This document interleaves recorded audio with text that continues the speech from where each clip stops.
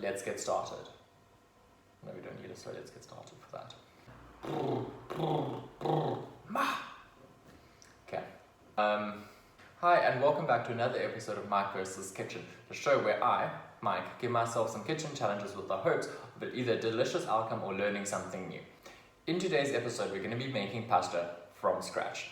This is quite an exciting one because pasta is a fantastic base for any meal. Pasta is super versatile. You can do anything you want with it. There's so many different forms of toppings you can put on the pasta, it will blow your mind. For the sake of this video, we're going to be focusing on the pasta itself and making that from scratch as opposed to the topping. Let's get started. The recipe for the dough includes 4 eggs, 3 cups of flour, water and salt. I usually do half of that because this makes a lot of pasta. 3 ingredients, that's not too bad. First things first, let's make our dough. The dough is fairly simple. It's made simply with flour, 1.5 cups of flour. As I said, I'm halving the recipe because the one in the link below does make a lot of pasta. So I halve it because I am only one person. Roughly 1 gram of salt. Sprinkle, sprinkle, sprinkle. Before I break my eggs into my flour, I'm going to first make a little well in the center. This is going to help when you want to combine the eggs into the flour. You're going to mix it in the center, slowly pulling in a little bit of flour from the outside. This avoids lumps and just makes everything easier in the long run. 2 eggs, breaking them into a separate bowl before adding them into the flour. Again, this is so if anything is wrong with the egg or you get shell in it, you can easily get it out before it's mixed into your dough. 1 egg. Number 2.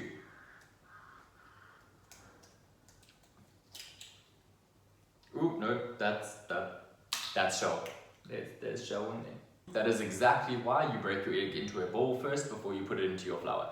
If it was straight into the flour, I probably would have never seen that, and then we would have had crunchy bits in our pasta. Not ideal. Egg number 2. Now that my flour, eggs and salt are in the bowl, I can combine the ingredients.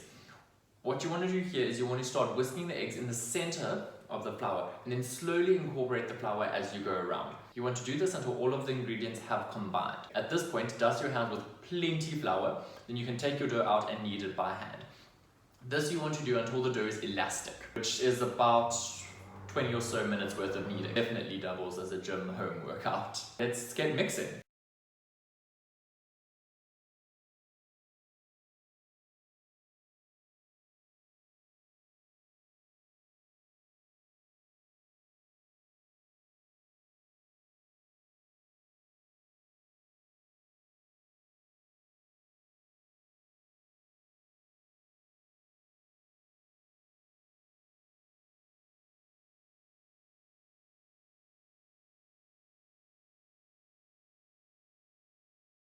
Now that my dough is kneaded and has become slightly elastic, it's ready to stand. What we're going to do is put it back in the bowl and cover it with a damp cloth for about half an hour. After this, we can cut it up, roll it out and start creating our pasta. So, let's fast forward. While our dough is resting, we can set up our pasta maker. When setting up your pasta maker, you need a fair amount of space on the dough side, so when you're rolling it out, it's easy to handle. The dough can go quite long, so keep that in mind. On the other side, this is where your cut ribbons will come out and you don't need too much space here. So, planning, important guys. What I'd suggest doing is before you go out and buy a pasta maker, borrow one from a friend, test it out and see if you enjoy it. Pasta makers aren't cheap, so if you're not sure if this is what you want to do, it could be a fairly large waste of money. So like I said, borrow one from a friend, test it out, see how you enjoy it. As you all know, I'm not a professional, so a mid-range pasta maker for me is perfect. I will put a link down below in the description of where I bought my pasta maker from, so you can go check it out if you want. So now that my dough has been resting for about half an hour, I can take it, divide it, and start rolling. Rolling is going to take quite a while because what you need to do is essentially take your dough, divide it into 4 equal pieces, flatten it out, and then roll. So what I'm going to do with my divided pieces is I'm going to start with the thickest setting on the pasta machine, roll it 3 or 4 times, and then work my way to the thinnest setting.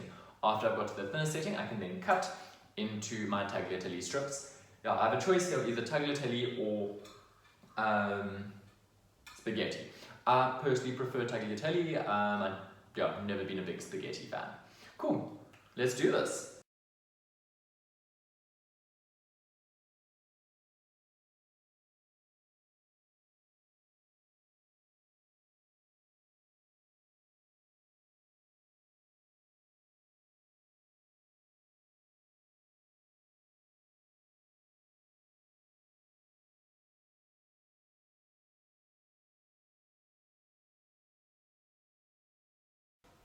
So now that we've rolled and cut our pasta, starting from the thickest setting going to the thinnest and then rolling it through the pasta cutter, you can generously flour your tagliatelle. This will stop it sticking. You can grab a handful of strands, get more than 2, and then roll them into little nests.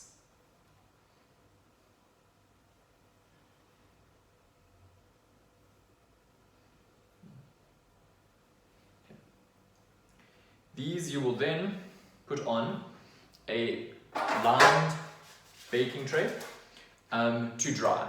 You can also cook them immediately, but if they dry a little bit, it does make cooking easier because you have a little bit longer. If you cook immediately, you need to pretty much dunk it in the water and take it out because it cooks really quickly. You can also dry your pasta on a pasta arm. I don't have one of those. What I have done in the past is I've hung them over one of the wire racks in my oven so they can hang and dry with just the fan running to speed up the process. You can do this, it just makes a little bit of a mess.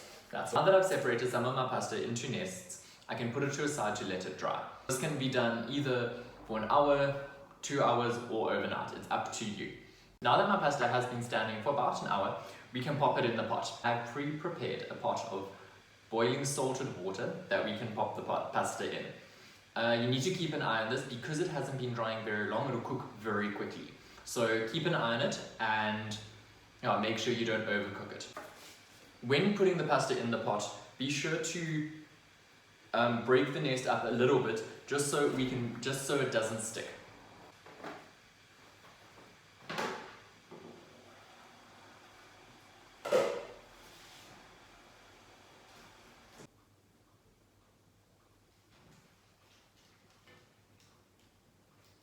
Now that our pasta is cooked and drained, we can add in whatever topping you want. This is where pasta is fantastic. You can literally do anything from a simple olive oil and garlic to a carbonara to an Alfredo, but bolognese, anything. For this, I did a simple olive oil and garlic. I heated the olive oil, popped the garlic in, fried it a little, just to release the flavor. I'm adding this into my pasta, and I'm going to stir around. Oh, this smells delicious.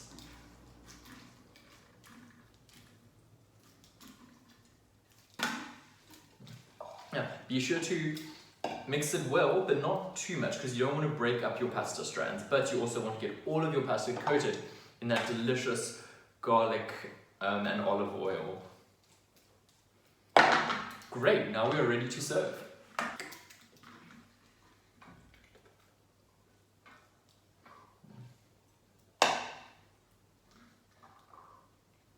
And here we go with our final product. Our handmade from scratch pasta with a garlic and olive oil topping. Let's do the final test and see how it turned out.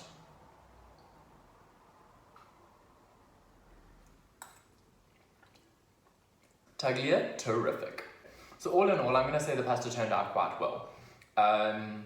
It's a nice thickness, consistency, and it didn't stick together all that much. There are some parts that I clearly didn't flour enough, but as a whole it seems okay.